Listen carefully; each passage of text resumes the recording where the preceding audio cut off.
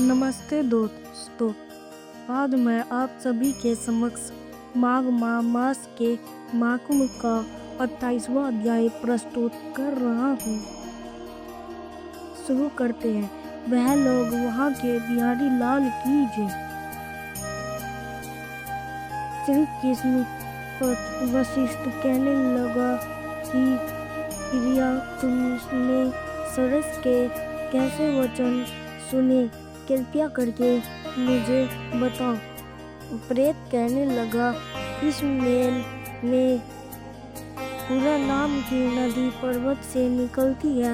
मैं घूमता घूमता उसी नदी के किनारे पहुंचा और थकावट दूर करने के लिए वहीं पर ठहर गया। उसी समय लाल मुख और पीछे दांतों वाला एक बड़ा बंदर वृक्ष से उतरकर वहां पर आ गया जहां एक सरस सोया हुआ था।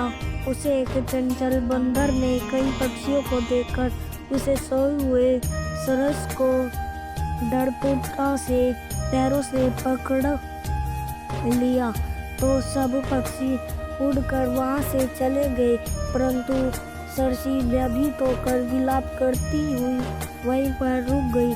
नींद के दूर होने तथा भय से नेत्र खोलकर सरस ने बंदर की ओर देखा और मधुर वाणी से कहने लगा, ये बंदर, तुम बिना अपराध मुझे क्यों दुख दे रहे हो? इस संसार में राजा भी केवल अपराधियों को ही दंड देता है। तुम्हारे जैसे श्रेष्ठ प्राणी किसी को पीड़ा नहीं देते। हम अहिंसक और दूसरे के कर्मों को नहीं देखते। जल की कई खाने वाले, आकाश में उड़ने वाले, वेल में रहने वाले, अपनी स्त्री से प्रेम करने वाले, दूसरों की स्त्री को त्यागने वाली, दूसरों की स्त्रियों की बुराई से दूर रहने वाले, चोरी न करने वाले, बुरी संगति से दूर रहने वाले, किसी को कष्ट न देने वाले तो है। इस प्रकार मुझे अपराधी को क्यों हुआ? बंदर, तुम मुझे छोड़ दो। मैं तुम्हारे पहले जन्म के वृतांत को जानता हूँ। यह वचन सुनकर वह बंदर उसे छोड़कर दूर बैठ गया और कहने लगा कि तुम मेरे पूर्व जन्म के वृतांत को कैसे जानती हो?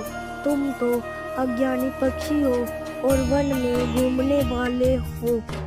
सरस कहने लगा, मैं अपनी जाति की स्मृति के बल से तुम्हारे पूर्व जन्म का स्मरण जानता हूँ। तुम पूर्व जन्म में विद्या पर्वत के राजा दो और में तुम्हारे कुल का राजपुरोहित था। तुम राजा होकर अपनी प्रजा को पीड़ा देते थे। तुमने विवेक चिंता से बहुत साधन इकट्ठा किया। प्रजा की पीड़ा मरुथी अग्नि की ज्वाला से तुम पहले ही तब चुके हो। पहले तुम कुंदी पाक नरक में गिराए गए। तुम्हारे शरीर को नरक में 3000 वर्ष बीत गए। पापों के कारण इस बंदर की योनि में आए हो और मुझे मारना चाहते हो। पूर्व जन्म में तुमने ब्राह्मण के बाग से लूटकर बलपूर्वक फल खाए। उसका यह भयंकर फल हुआ कि तुम वानर पूर्व वनवासी हुए। प्राणी अवश्य में अपने किए हुए कर्मों को भोगता है, इसको देवता भी नहीं हटा सकते। इस प्रकार मैं सरस का जन्म लेकर भी अज्ञान से मोहित नहीं हुआ। सरस के वचन सुनकर वानर कहने लगा, यदि तुम ठीक जानते हो तो बताओ, तुम पक्षी कैसे बन गए? सारस ने कहा, मेरी दुर्गति का कारण भी सुनो। तुमने नर्मदा नदी के किनारे पर सूर्य ग्रहण के समय बहुत से ब्राह्मणों के निमित्त सुधीर उनके दान दिए।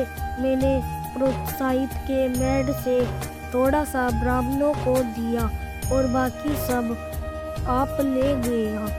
इन ब्राह्मणों के द्रव्य का अपहरण करने के पाप से इससे पहले कलुष्टिया नरक में और फिर रक्त कद्रुक नर्क में जहाँ पर बड़े बड़े कीड़े और रक्त तथा कीट से भरा हुआ नाभि तक नीचे सर और पैर किए हुए पीप चटाता हुआ उसे दुर्गंधता नर्क में कीड़ों आदि से काटा जाकर 3000 वर्ष तक उसे आत्मा को भोगता रहा।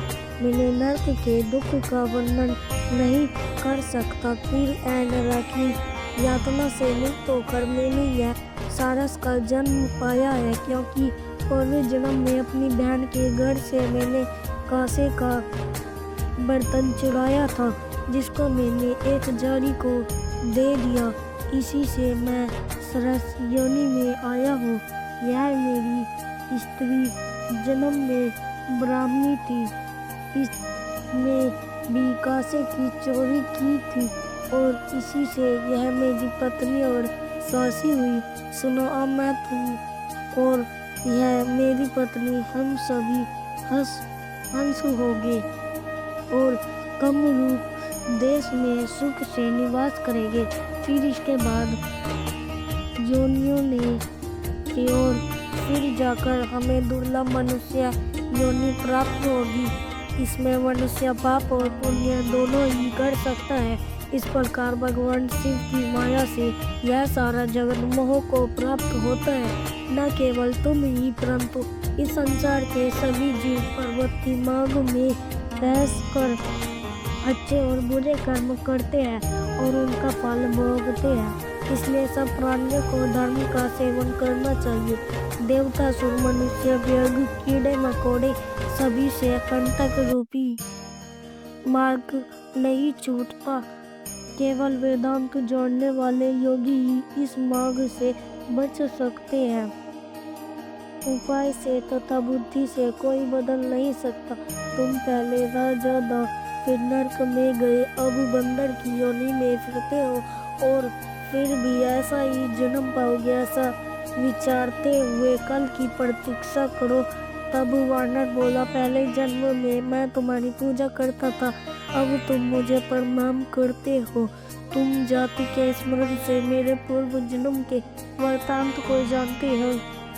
अंतपूर्वक रहो, तुम्हारा कल्याण हो। तुम्हारे वचनों को सुनकर मैं मोहित होकर मैं मौन में रहूंगा। तब प्रेत कहने लगा, प्रतीक, मैंने नदी के तट पर बंदर और सारस का यह संबंध सुना, तब मुझे बोध हुआ, नाश हुआ।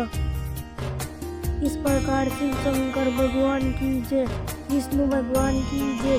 यदि आपको माघ मास के माघ का 28वां अध्याय पसंद आया हो तो कमेंट बॉक्स में ओम नमः शिवाय, ओम नमो भगवते वासुदेवाय नमः। आप सभी का हार्दिक धन्यवाद। जय श्री कृष्ण, जय माता दी। अब दोस्तों आप सुनेंगे श्री कृष्ण चालीसा।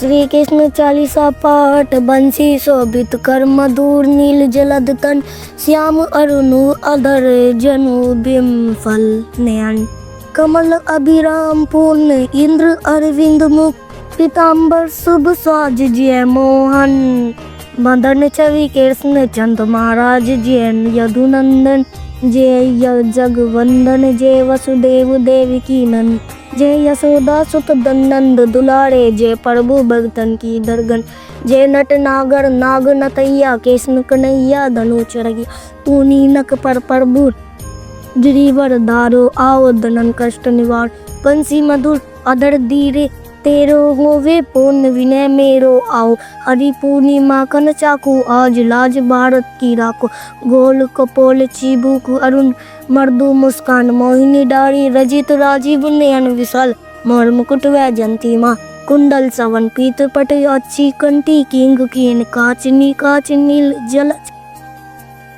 सुंदर तनु सोहित तिलक सुर नर मुनि मन मोहे, मस्तक तिलक अलग घुंघराली, आओ कृष्ण बांसुरी वाले, कर पान पुत नहीं तारी, वाका बाका गसार मारी, मधुवन जलत अग्नि जब तब ज्वाला शीतल लखन तई नंदलाला, सुरपति जब ब्रज चढ़ अरूर साई मूसरधार वारी वर्षाई। लगत लगत वर्जित बाओ गोवर्धन नरक धारी बचाओ लखी असुदा मन ब्रह्म अधिका मुख मंद 14 भुवन दिखाई।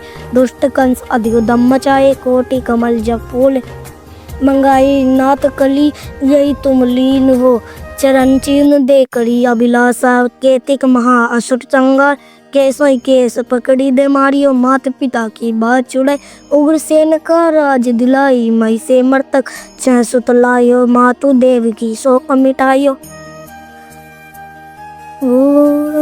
भौमासुर मूर दैत्य सवारी लाए 10 सहस कुमारी। देवी मई तृण चीर संहारा जरा सिंधु राक्षस कहे मारा। असुर बकासुर आदिक मारियो भक्तन के तब कष्ट निवा। दीन सुदामा की दुख टारियो तंदुल 3 मोट मुख धारियो। श्री कृष्ण चालीसा होती है प्रेम से बोलिए श्री कृष्ण भगवान की जय। अगर वीडियो पसंद आई हो तो लाइक और सब्सक्राइब करेंगे कीजिएगा और घंटी भी जरूर बजाइएगा और अपने मित्र जनों व परिवार जनों पे ज़्यादा से ज़्यादा शेयर कीजिएगा।